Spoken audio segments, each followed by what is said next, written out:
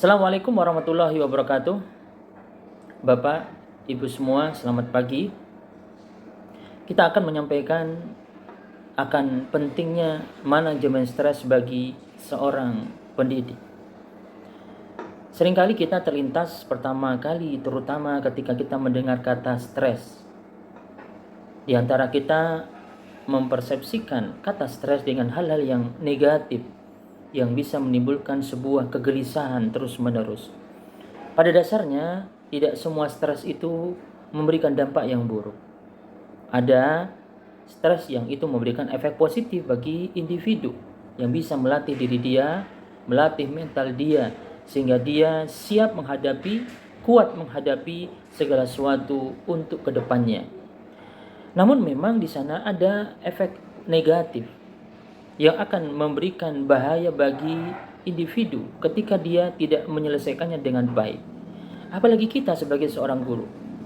Maka perlu penanganan yang serius untuk menanggulangi stres agar tidak berdampak buruk untuk kedepannya. Banyak sekali sebab kenapa guru stres. Bisa jadi ketika dia pulang, dia sebagai seorang ibu, dia harus mengurus anaknya di rumah. Atau dia sebagai seorang istri, dia harus mengurus rumah, harus yaitu menyambut suaminya dan yang lainnya. Begitu pula ketika dia di sekolah, banyak permasalahan yang timbul yang akhirnya muncul stres yang berkelanjutan. Masalah anak didiknya yang tidak sesuai apa yang diinginkan, perilaku yang tidak menyenangkan.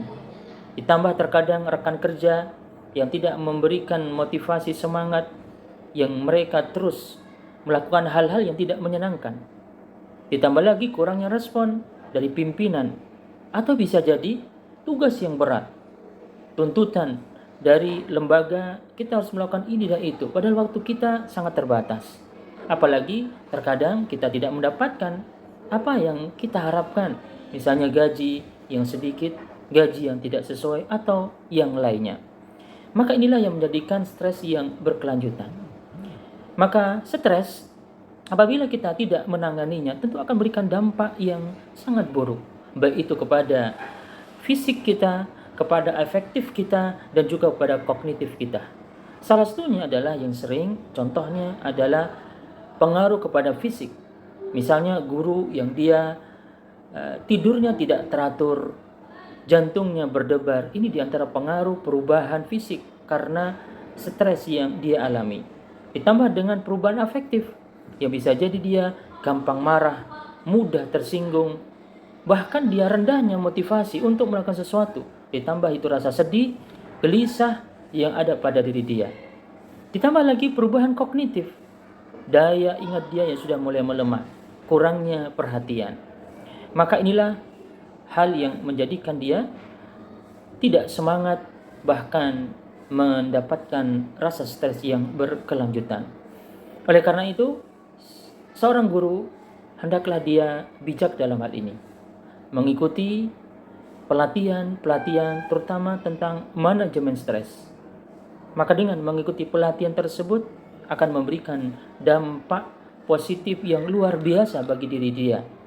Maka dia berusaha terus merubah dirinya dengan mengikuti pelatihan, baik itu secara online atau secara offline.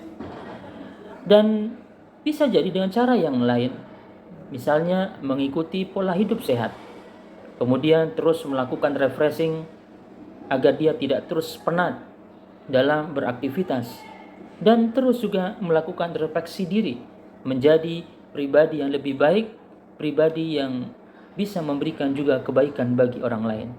Maka inilah sedikit dari kita untuk semuanya, terutama bagi para pendidik, untuk terus kembali kepada Allah Subhanahu wa taala dan terus berusaha untuk mengurangi rasa stres dengan tips yang telah kita sebutkan tadi. Mengikuti pelatihan secara online, secara offline, dan juga terus menjadikan evaluasi bagi diri dia untuk menjadi pendidik yang lebih baik lagi ke depan. Semoga bermanfaat.